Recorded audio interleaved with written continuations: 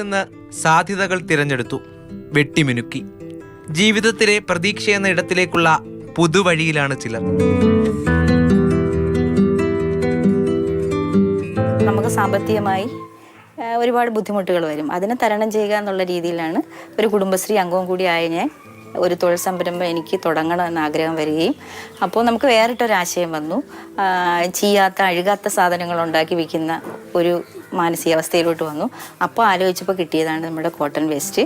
പുതിയ ഉദ്യമത്തിലേക്ക് കാലെടുത്ത് വെക്കാൻ ഇവർക്ക് തുണയാകുന്നത് ഒരേ ഒരു പേര്, ദാരിദ്ര്യ നിർമ്മാർജ്ജനം എന്ന രീതിയിൽ തുടങ്ങിയ കുടുംബശ്രീ നമ്മുടെ ഒരുപാട് പാവപ്പെട്ട സ്ത്രീകൾക്ക് തൊഴിൽ സംരംഭത്തിൽ കൂടി ഒരുപാട് സഹായങ്ങൾ. കുടുംബശ്രീ അംഗം എന്ന രീതിയിൽ ഈ സംരംഭം തുടങ്ങുമ്പോൾ എന്തായാലും കുടുംബശ്രീ ഞങ്ങളെ പിന്നിലുണ്ട് എന്നുള്ള ഒരു ആത്മവിശ്വാസമുണ്ട്.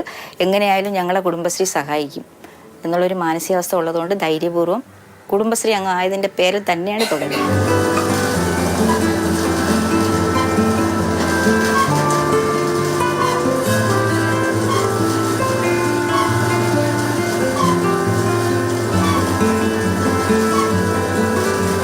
കോട്ടൺ വേസ്റ്റ് നിർമ്മാണ കേന്ദ്രം എന്ന ആശയം തിരുവനന്തപുരം മാണിക്കൽ പഞ്ചായത്തിലെ കുടുംബശ്രീ CDSന്റെ കീഴിലാണ് പ്രവർത്തിക്കുന്നത്.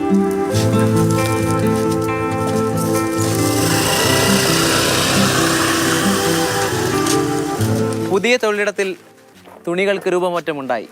മെഷീനുകൾ നിലയ്ക്കാതെ പ്രവർത്തിച്ചു. സംരംഭകർ പുതിയ വിലാസം രചിച്ചു. ഏറ്റവും പ്രാധാന്യം നമ്മൾ സംരംഭം ഉണ്ടാക്കലല്ല, പുറത്തിറങ്ങി വർക്കൗട്ട് ചെയ്യാനാണ് ഏറ്റവും പ്രാധാന്യം.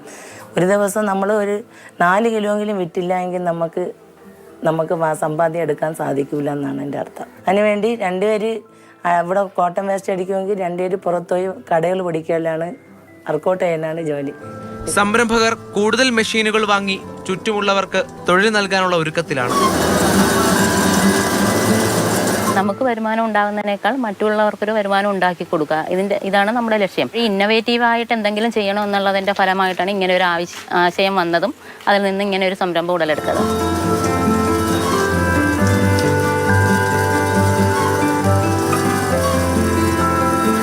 വീട്ടിലിരുന്ന സ്ത്രീകളാണ് നമ്മളെല്ലാവരും.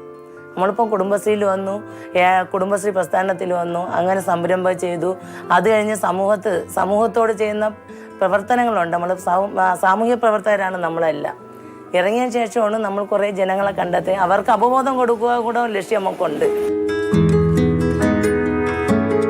സജികുമാറിനൊപ്പം രാഹുൽ ജി നാഥ്, മാതൃഭൂമി ന്യൂസ്, തിരുവനന്തപുരം.